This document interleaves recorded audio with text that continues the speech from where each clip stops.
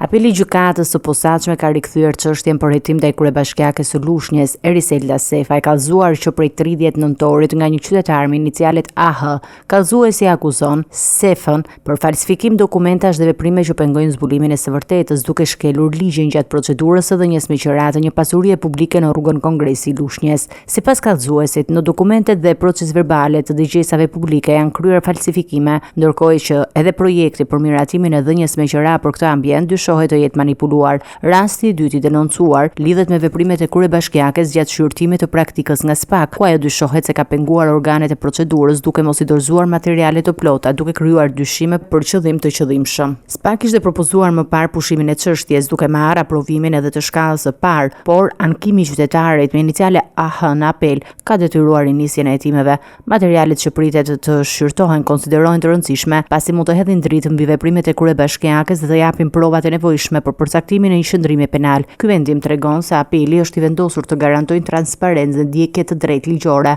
pavarësisht statusit politik të kallëzuesit.